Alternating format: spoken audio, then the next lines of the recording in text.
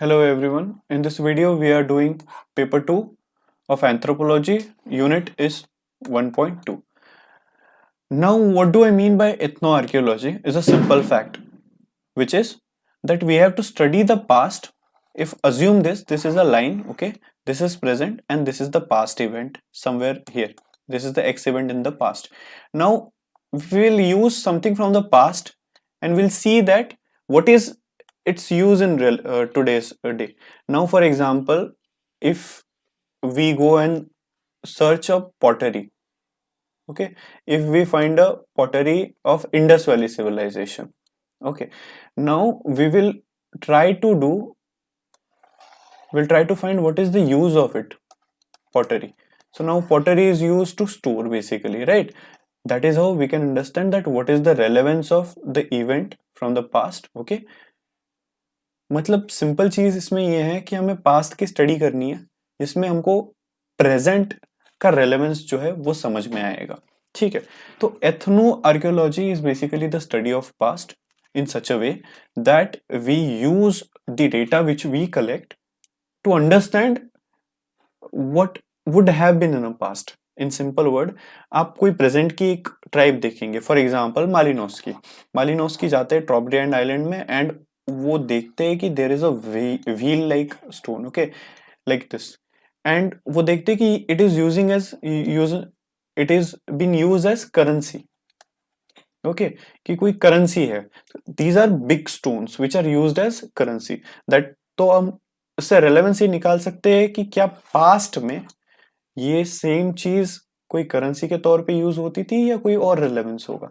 So we can not be 100% sure, but what I told you is ethnoarchaeology. आप present को study करिए और उससे आप समझने की कोशिश करिए कि पास्ट में क्या होता था. That is the ethnoarchaeology, and similar is the definition that you have to write. Now ethnoarchaeology is a term which was coined by Jesse Fuges. Okay, now this Jesse Fuges in the year 1990 have given this term of ethnoarchaeology. It means that to study the present to understand past. Simple as it. To study the present to know the past. That is all. Next is to study the material culture. Material culture, for example, this stone which was there, then pottery can be one material, then we can have something like bracelets, okay, some sort of chain, etc. We can take a lot of material from the past. For example, bricks is also was used in ancient Indus Valley civilization. So we can understand that the relevance, we study the relevance of bricks in the present and we understand what it would have been in the past. Simple. But this is the two aspect of this ethnoarchaeology which is very important: overt and covert. What do I mean by overt and covert is a simple fact that overt is something that we can see. For example, infrastructure, buildings, roadway, waterways, sanitation, health and hygiene, everything we can see is an overt way. But covert is something which is emotion, values, patriarchal nature of the society. These are something that are overt, means hidden. We need to go inside and see. So we can deal with this part which is overt, but we can't deal with this particular part which is covert. We can't understand their emotions. This is limitation of ethnoarchaeology. If we are talking about, we cannot understand their values, their society and everything. We can derive some sort of existence from objects, but we cannot derive value. We cannot understand social relation, but we only can understand with values. Now ethnoarchaeology is basically based on these three things, which is informal observation, study of craft and study of whole culture. Okay, first we study a complete culture. For example, if there is a culture, okay, so what we will do is we will basically study the complete culture. Okay, so if this is a culture, we'll study whole of this culture, okay, length and breadth. Then we will understand the relevance of this particular point. Okay, we will understand what is the relevance of this point, and then we will understand it, what it would have been in the past. That is the thing. So three particular points are informal observation, study of craft and study of whole culture. Now sources of data. What are the sources of data? Okay, so first is settlement pattern. So how the settlement was it congested, nucleated, was it scattered like this, or it was just, you know, densely populated. This is something where we get it from the settlement pattern. Now what do we get from the settlement pattern is that if today people are basically they are living around a river or a big roadway, okay, or if there is some sort of water tank, the houses are like this, okay. If even in ancient valley the roads were like this, right angle, they were cutting to each other, right? So this is something that even we today do, this thing grid pattern that we say. So we understand the settlement pattern of today and we try to interfere or understand what it would have been in the past, okay. Next is the pottery. Now pottery basically means the material culture. What do I mean by material culture is that these are certain, we can see, for example, pottery, weapon, art, craft. These are certain part of societies which are very important, okay. These tells us, for example, the pottery will tell what it was used, for example, storage, prestige, gifting, whatever it was. Today we do, we give someone pottery for storage basically. So even in those days people were using it for storage because we have found rice husk, okay, etc. from the pottery. Weapon, basically if we go to a bhala, okay, sword, if we consider, if there is a sword, then what is the use of sword today? What it would have been in that day? If we talk about a bow and arrow, okay, so what is the use of bow and arrow in today's? What would have been the use of bow and arrow in that day? Source of data, that is material culture. Third is activity. For example, if we found a lot of bones, it means that people are basically hunting society, right? If we are finding a lot of different sort of bones, for example, elephant, rhino, hippopotamus, etc., we will understand that this is basically nothing but the activities such as hunting and gathering. The next part is mortuary. Mortuary means, uh, you can understand, person when dies, either it is burned or buried or left in wild or left in river. So in Indus Valley, this thing were practice, okay, all the things were practice. Even today, we see that the dead bodies are floating in the rivers. That is possible. Left in wild is also some sort of uh, things which actually happens. Burial is a practice in Christians and Muslims. Burning is in Hindus. So basically these are the patterns that we can derive from the interference. Next is this, that what is ethnoarchaeological role in India? If we talk about India specific, there are three scholars that we are going to write over here. First is John Marshall, Mackay, and Cunningham. John Marshall basically went to Mohenjo-daro. His study is concerned with this particular part, Mohenjo-daro. Mackay's study is concerned with Chanodaro. And Cunningham, he studied the use of object in countryside. Countryside means basically Gao, villages. So he went and he studied what are the object, what how they were used in the countryside, okay. And that is how we understand how it would have been used in the particular past, because countryside, that is village area, is majoritarily close to a simple society, okay. It is not something very close to the uh, urban thing. It is mostly rural. So that is what the Cunningham study was. Mackay, he studied basically Chanodaro, same material object, and even Marshall did the same thing, that is study of the material objects from the Mohenjo-daro. Now if we talk about some Indian case studies, these are these three scholars, okay, that we are going to discuss. First is H.D. Sankalia. This man has immense contribution in archaeological anthropology and we'll have a separate discussion on him. What he did, he studied the Ahar site, okay, Ahar site of Malwas.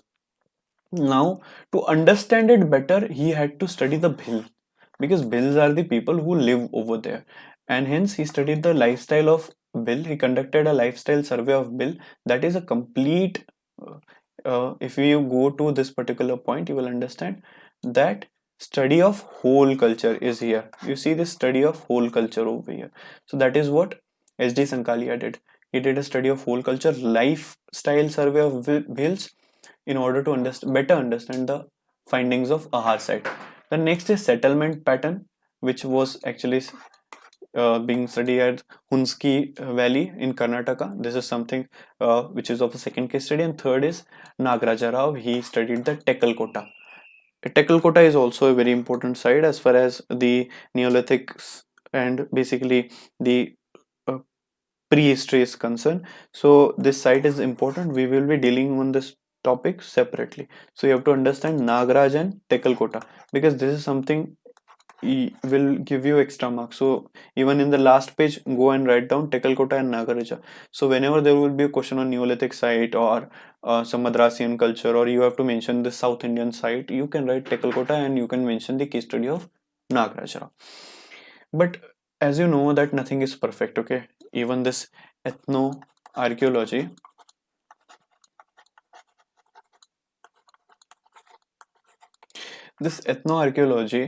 it has certain limitations. Now, what do I mean by these limitations are, first, we have to understand the warning which comes with the definition. Definition is study present to understand past. Study present to understand SPUP. Okay, to understand the past. But this is not true, because even today things are used differently. Okay, in the past things might not have been used in the same way. For example, this stone, okay, here there will be a thing and it will be rotated like this, round and round, circle and circle, right? And wheat will be poured from here and atta will come out of it, wheat flour will come out of it. But when the Malinowski studied the Trobriand Islander, these particular round shaped things were used as a currency.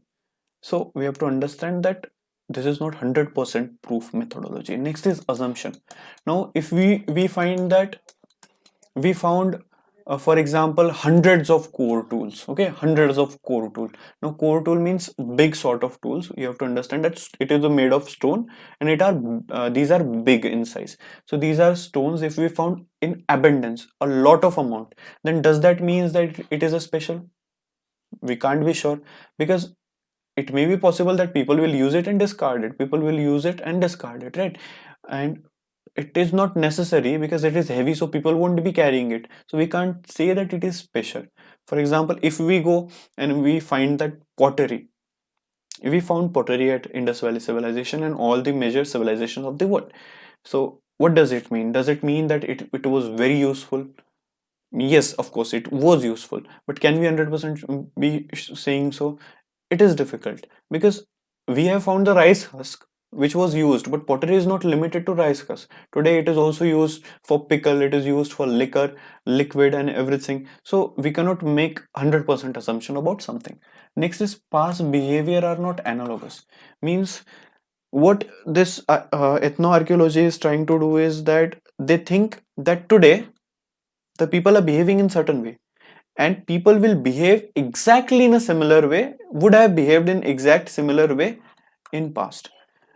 Can it be a relevant or true fact? Debatable, because we cannot be 100% sure on that particular part. Next is discipline. While discharging a duty of an anthropologist, one person has to understand this, that it has to maintain discipline, because whenever he is going, we have understood this thing that the nature of ethnoarchaeology is informal observation, right? It is informal observation. If you can see this, right? Okay, here this is informal observation, it is not a formal observation. So discipline is most important part. Next is interpretation.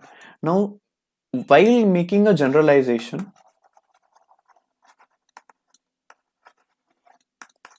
one has to be aware that it is not universally applicable, because human are the only species which are innovative. As of now, human are the species which are innovative, and hence it is impossible to generalize on certain aspects, particularly in a discipline of ethnoarchaeology. So basic crux, if we understand, is this, that ethnoarchaeology definition, जैसे few key, okay, then you can know study present to understand past, material culture, overt and covert, Then ethnography methodology, which is informal observation, study of craft, study of whole area. Then go to source of data, and source of data you can write down that settlement pattern, pottery, that is material culture activities, and mortuary. Then you can go ethnoarchaeology in India, you can write 3 to 4 example. uh, First in John Marshall, Mackay, and Cunningham, and in India you can write H.D. Sankalia and Nagaraj Rao for Tekalkota, and H.D. Sankalia for Bills and Ahar set. And at the end, you're going to write the limitations. Limitations are very important because it will definitely tell you what is the shortcoming of this particular ethnoarchaeology. So shortcomings are basically the warning against definition, assumptions, past behaviors are not analogous, discipline has to be maintained, and interpretation has to be derived, and it is not universally applicable. So this is all about the ethnoarchaeology. The next time that we meet, we will be dealing with the further topics of 1.3. So stay tuned and good luck.